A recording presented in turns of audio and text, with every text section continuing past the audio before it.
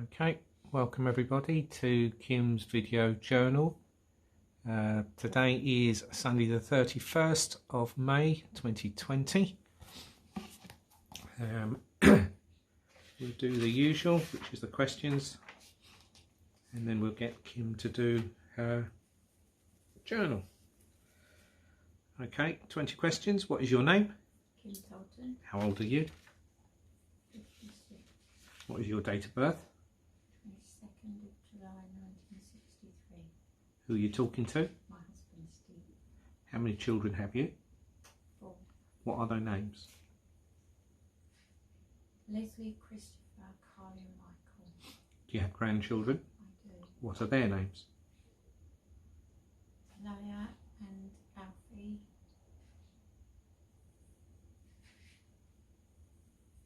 Sky and Corey and Mia. What's your favourite colour? Orange. Out of these, which are your favourite, peach, apple or strawberries? Apple. What was your previous job? I was an advanced nurse practitioner looking after and managing the care of patients with primarily bowel cancer and end-of-life care. What other jobs have you done? I've been a nursery nurse and a registered childminder, a doula.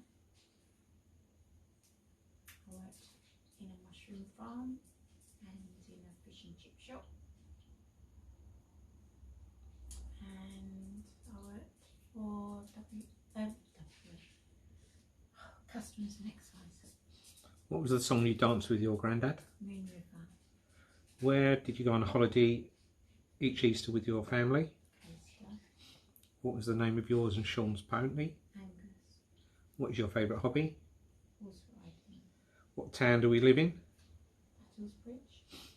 Which day of the month is Christmas Day? 25th of December. Hold up 3 fingers. 1, 2, 3. Name a Carpenter's song you like to sing to. I'm on top of the world. You have your recipe book next to you. In the introduction, there are 9 subjects. What are they?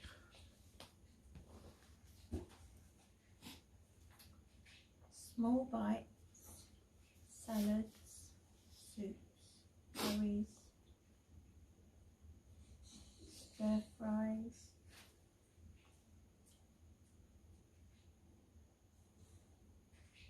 marinades,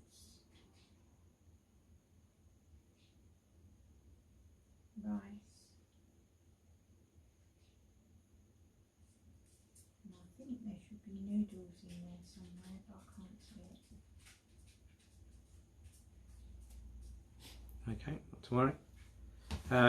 Anything that sticks in your mind this week, good or bad?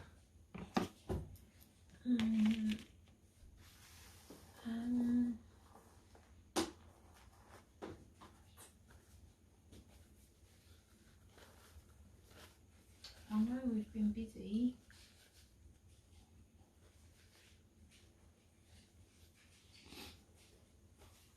You did have a visitor at the back of the garden to do some work. Oh, the gentleman came to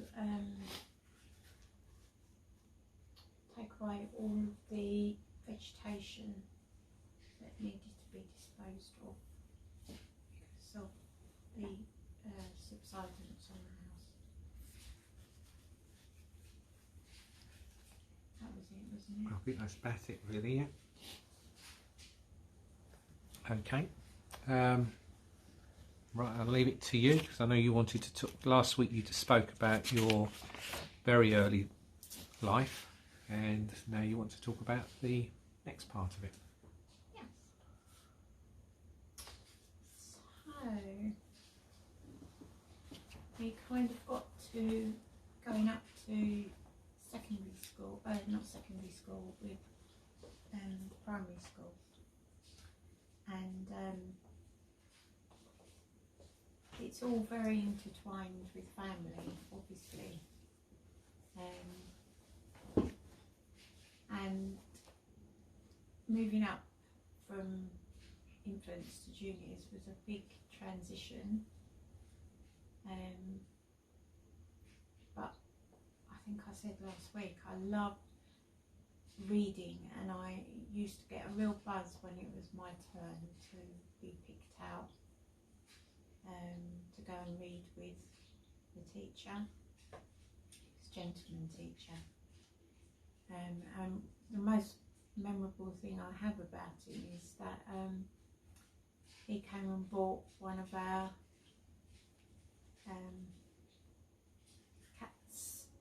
kittens from us. My mum was, we always had animals around. I don't remember a time when we didn't have animals, and there was tortoises and guinea pigs and, oh gosh, all the rabbit, so all the usual suspects were in there.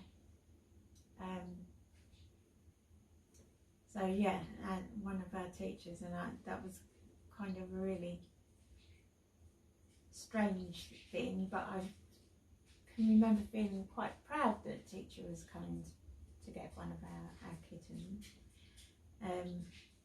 But I was also a bit cautious of him because, and for a lot of people this will sound very familiar, people my generation. The current generation, you'll probably think it's a little bit out there, because if you were not concentrating on your work, or if you played up a little bit, or you weren't considered to be working hard enough, you either got the blackboard rubber lobbed at you, you might get the ruler slapped down on your knuckles. And because I was such a timid girl, those things really scared me, really, and made me very wary of him. I knew that he was quite kind, but at that point in my life I had never been physically chastised. So it was quite a difficult thing for me to come to terms with, and it actually made me really a lot more nervous. However, one of the other teachers that used to take us for class, we did a whole thing on the nature table and world wildlife. I loved it. I was in my element. And I think my parents saw my passion for animals. I definitely took after my mum there with the passion for animals. I think Dad, we had dogs because he wanted a masculine dog, but I don't think Dad had a chance really. And I loved all of the learning side. I loved it when we learned about the seasons and we could do the nature table, and I feel quite sad that a lot of children no longer have those things in the syllabus. I think it's a real shame. We would even trek all the way over to the local nature reserve, and they would show us all the different insects and wildlife that were in there. You know, it was fascinating. And in school we would have what are the things that the little that become frogs? Tadpoles. Tadpoles. We'd have the tadpoles and we'd watch them coming out. It was fascinating. And it really was a lifelong passion. But I think the main things I just couldn't go anywhere near, and still can't really. I've got much better as I've got older, but is reptiles, no, not for me. And big spiders. Having said that, I've had to live with Steve with his tarantulas when he had tarantulas in the house, and I just had to learn to live with it, really. And I do have really fond memories of that time, and all around that there was obviously this chaos of my mum not being well and periodically having to go into hospital for treatment and such like. And then when I was 10 years old, my next brother was born, Carl, and that was fantastic. And I remember knitting all the layette, my mum actually teaching me from a really young age to knit. She wasn't so good at crocheting, I was better than her at crocheting, but yeah, and I used to knit all of the layettes for all of my brothers, apart from my first brother, obviously Sean. I was far too small to be doing that then, but with each of my brothers as they came along, I would knit their layette for them, which was something that then I did for my sons, and I used to love that whole preparation of making the layette, knitting the layette, and it was lovely, lovely memory to have, and that mothering instinct in me has always been incredibly strong, and I think I knew from really very young that I wanted to be a mum, and I was desperate to be a mum, and I was delighted when I was.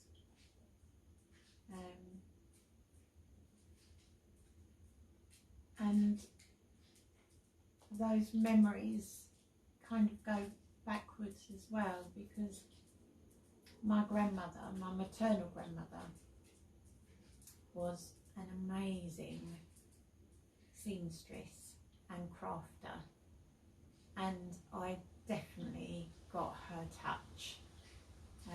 My mum was a fantastic cook, and I was cooking roast meals, roast dinners, as a really small, I could barely see over the tabletop, but I was able to cook a full dinner, and my grandparents in general, both of my grandparents were, my granddad was a great baker, my nan was a great cook,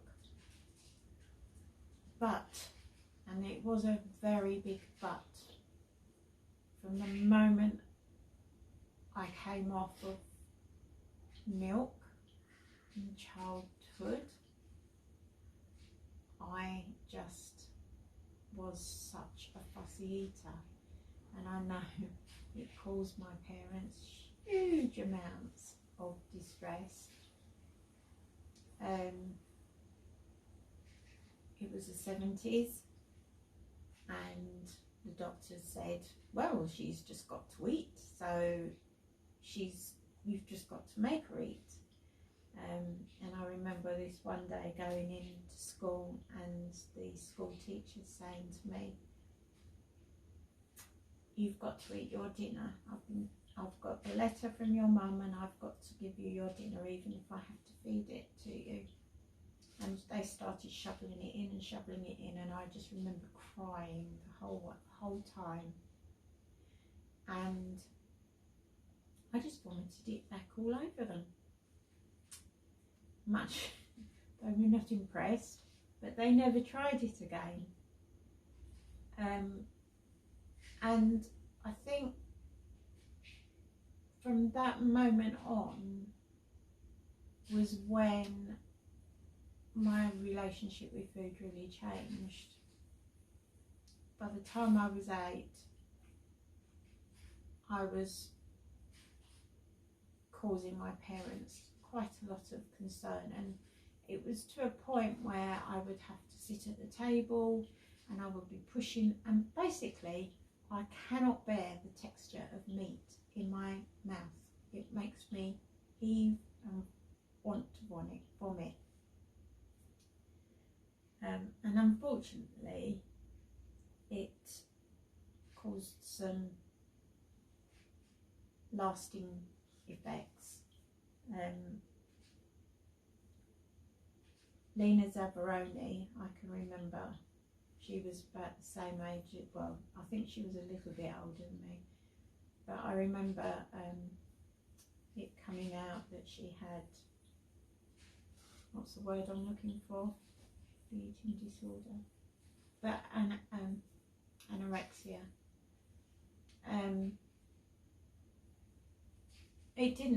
That didn't influence me in itself at all, but I had developed a really unhealthy relationship with food, because I learnt that even if I was sitting at the table sobbing my eyes out and then sent to my bedroom to eat my dinner, either, depending on how much food was in my mouth and whether I was gagging or not, I would either flush the dinner down the toilet, or I vomited down the toilet. And that set a path for me in life where I would seesaw between anorexia and bulimia. And that unhealthy relationship remained throughout my adulthood. And it's at its worst, it started when I was in my late teens. I think the bullying that I sustained both in primary school and secondary school had a large part to play in that as well.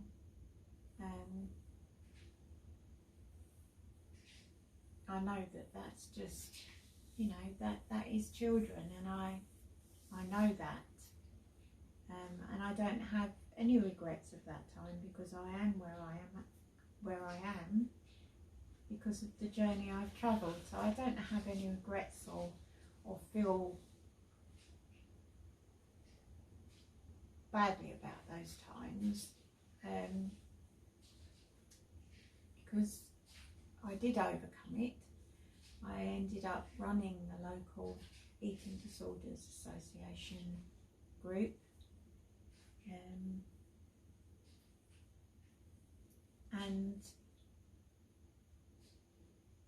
that was down to a fantastic community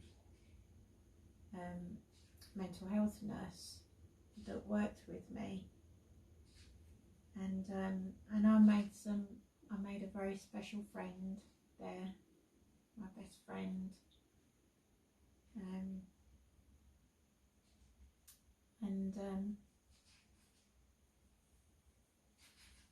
you know, I think each time I fell in love and lost love, and fell in love and lost love, my fallback would be either to binge or to fast, and I would lose lots of weight. And I know sometimes I was really dangerously unwell, and I know that I caused my parents a great deal of distress as a result. That's my regret. I can't imagine what it would have been like, but I do remember my mum one day seeing me as I walked from the bedroom through to the bathroom, and she just pulled me in and she was shaking me and said, "You're killing yourself, you're killing yourself." But even that didn't stop what I was doing. But I went on to find, after 2 failed marriages, an amazing man. And he's right here in front of me. And Steve is all the things that those men that came before me weren't. Because he's never judged me. He's never blamed me. He's just always been there. He's one of the most calm and gentle people I've ever known. With a huge heart, he will do anything for people. He'll help people out to the ends of the earth. And gentle as they come. And I'll get grumpy. he gets grumpy. Sometimes. Sometimes, you know, but not a lot.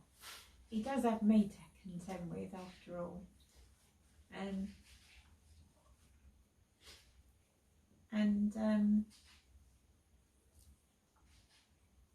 I think one of the other memories I have around all of that is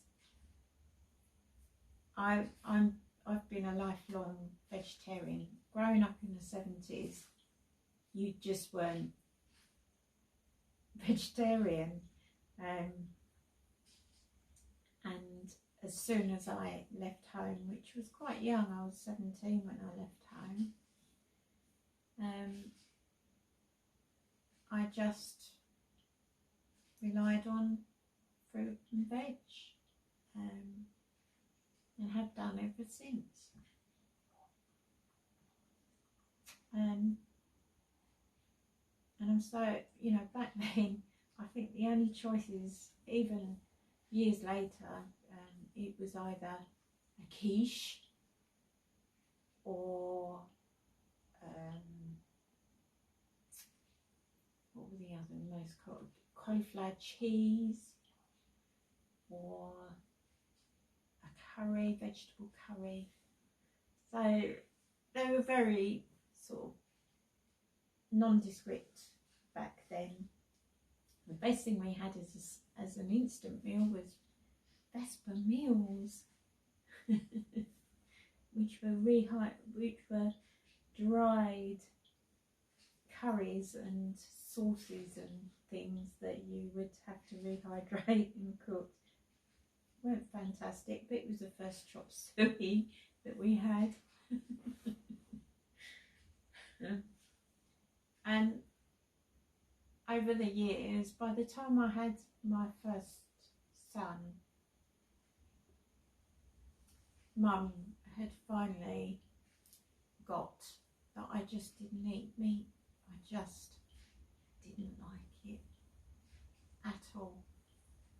It's not the flavour, it is the texture in my mouth.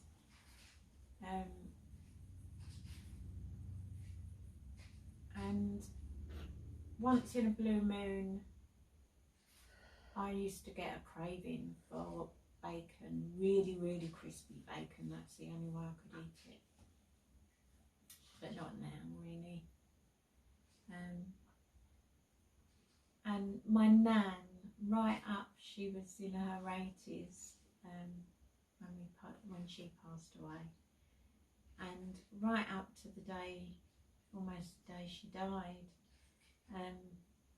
she would still insist on saying, "Oh, I'll make you a sandwich," and she'd give me a spam sandwich. And it's like, I can't eat it.